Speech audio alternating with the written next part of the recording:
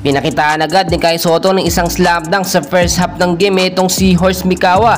Magandang offense at depensa pa ang pinakita, yun nga lang limited na oras lamang ang binigay sa kanya. Finally mga idol, game day na nga po ng Yokohama B Corsair kontra dito sa koponan ng si Horst Mikawa. At first quarter ng game, ang ganda ng performance si Kai Sotto mga kaibigan. Sa kanya po agad yung first 2 points at nakita natin may isang block at isang rebound na po agad siya. Pero under 4 minutes, inilabas po agad si Kai Sotto ni Coach Aoki Taketo, no? Hindi niya binibigyan talaga ng mahabang minuto. So nakita natin sobrang tambak talaga ang Yokohama dito sa first half.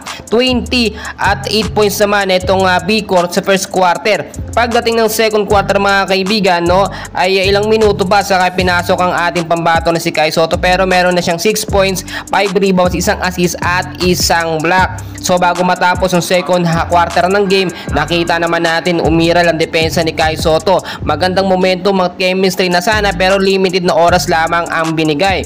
Pagdating naman mga idol ng third quarter ng game, ito yung sinasabi natin. Dito na dapat bumawi ang Yokohama. Nakita nyo naman, so far tumaas din ang puntos ng ating pambato na si Kai Sotto. Dito sa third quarter mga idol, meron na nga pong 10 points, may 9 rebounds na si Kai Sotto, 2 assists at isang block. So maraming nakapansin na baka wala ng bola ngayon, no? Dahil nga patapos na ang season, nakita naman natin pakitang gilas na mga player ng Yokohama para ma-extend or ma-renew yung kanilang kontrata dito sa Japan B-League. Samantalang ating pambato naman na si Kai Sotto, ipa-chill-chill lang, no? Kahit napupunta sa kanya ang bola, ipinapasa niya sa kakampi niya. Napansin din natin, no? Limited lamang yung oras ni Kai, no? Hindi ganoon yung appearance na binibigay ngayon ni Coach Aoki Taketo. Kahit maganda yung play ng ating pambato na si Kai Sotto, laging pinapasok itong si Josh Scott, no? Which is wala naman din nagagawa. Mahinang ofensa, wala ring depensa na ipapakita, hindi na makakuha ng rebound.